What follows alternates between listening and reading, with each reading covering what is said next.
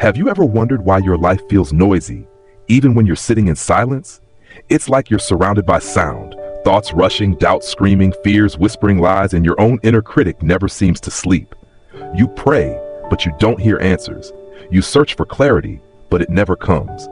And so you assume, maybe God is silent. But what if I told you this? God is not silent. You're just too loud inside to hear him. There's a sacred frequency we've forgotten how to tune into. A stillness that doesn't come from external peace, but internal surrender.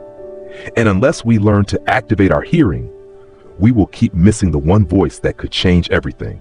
Modern psychology confirms that our brains are wired to seek stimulation.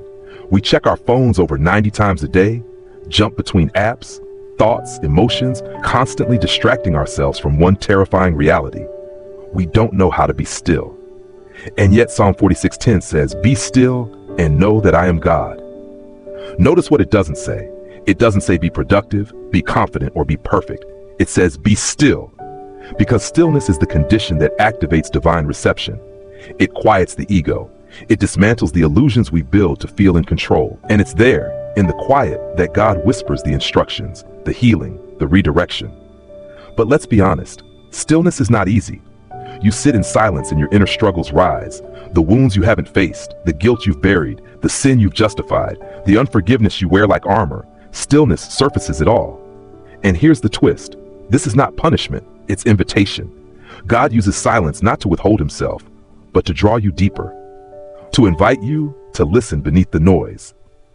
Because transformation doesn't begin when life changes around you.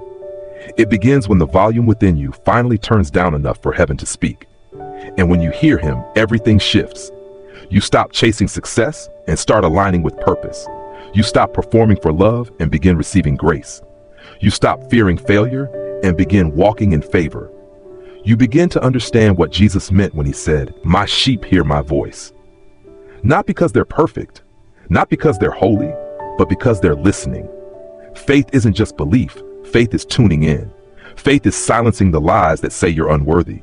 Faith is confronting the emotions you've avoided. Faith is learning to recognize the frequency of God's voice above the noise of your trauma, your sin, your ambition, your fear.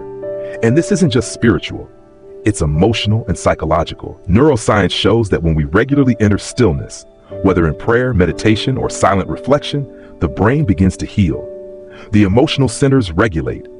Trauma circuits deactivate. The soul detoxes. What if your next breakthrough in business, in relationships, in healing, isn't waiting in the next strategy, book, or podcast, but in stillness? What if prosperity isn't something you chase, but something that comes when you hear what to build, where to go, what to release?